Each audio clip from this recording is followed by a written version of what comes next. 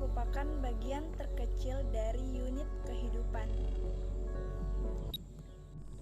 Nah, jadi sel itu terdiri dari dua, yaitu sel prokaryotik dan sel eukaryotik. Pada video kali ini, saya akan membahas mengenai sel eukaryotik yang memiliki inti yang diselubungi membran. Nah, adapun struktur-struktur dari sel eukaryotik yaitu retikulum endoplasma kasar atau rock endoplasmic reticulum. Digunakan daripada retikulum endoplasma kasar ialah untuk mengisolir dan membawa protein tersebut ke bagian-bagian sel lainnya. Nukleus mengandung sebagian besar dari materi genetik sel dan membentuk menjadi molekul DNA linear panjang serta membentuk kromosom dengan beragam jenis protein yang ada. Nukleus terbungkus oleh selubung inti atau membran yang mengandung kromosom.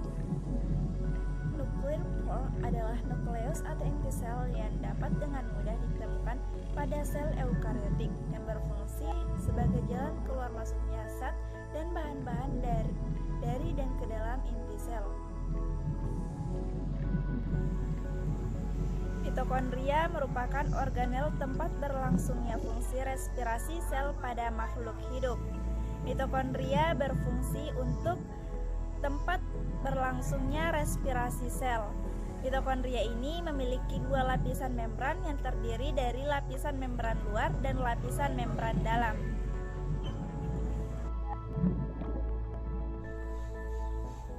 Nah, yang selanjutnya ada sitoplasma.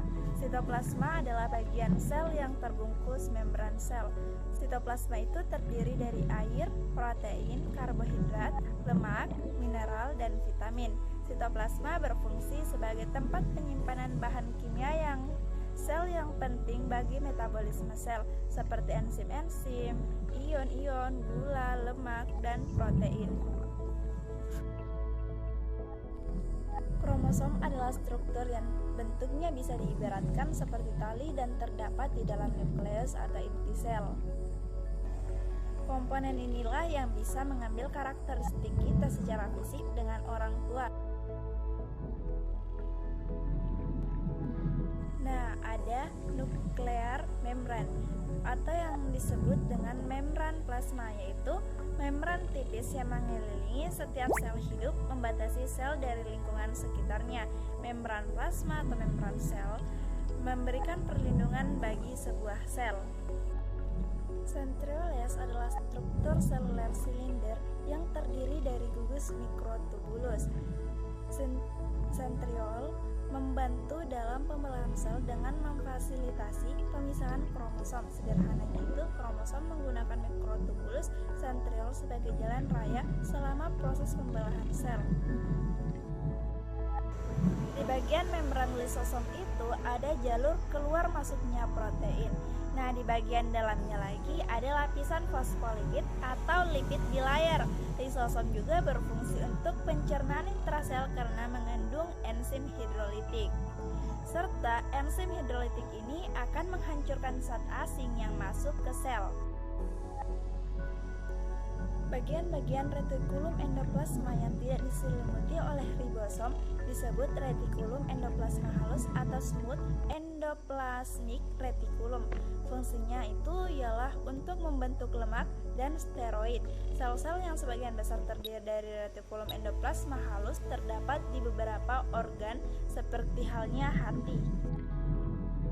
Badan Golgi merupakan bagian sel yang hampir serupa dengan retikulum endoplasma. Badan Golgi atau Golgi apparatus berfungsi membentuk kantong vesikula untuk sekresi, membentuk membran sel, membentuk dinding sel, tempat untuk memodifikasi protein, untuk menyortir dan memaket molekul-molekul untuk sekresi sel, transport lipid untuk membentuk lisosom. Sitoskeleton adalah jaringan filamen dan tubulus yang membentang di seluruh sel melalui sitoplasma yang mencakup semua materi di dalam sel selain nukleus. Sitoskeleton berfungsi mendukung kehidupan sel, memberikan bentuk, serta mengatur dan menyambungkan organel semacam organ yang ada di dalamnya. Sitoskeleton juga memiliki peran dalam transportasi molekul, pembelahan sel, dan sinyal sel. Membran sel adalah fitur universal yang dimiliki oleh semua jenis sel berupa lapisan antarmuka yang disebut membran plasma yang memisahkan sel dengan lingkungan luar sel. Membran sel berfungsi untuk melindungi inti sel dan sistem kelangsungan hidup yang bekerja di dalam sitoplasma. Membran sel akan penting untuk mengatur isi sel karena semua bahan yang keluar masuk harus melalui membran sel. Membran sel juga berfungsi untuk mencegah masuknya zat-zat yang dapat merugikan sel, serta memudahkan masuknya zat-zat yang berguna bagi sel, serta untuk menjadi media komunikasi antar lingkungan dalam sel dan dengan luar sel.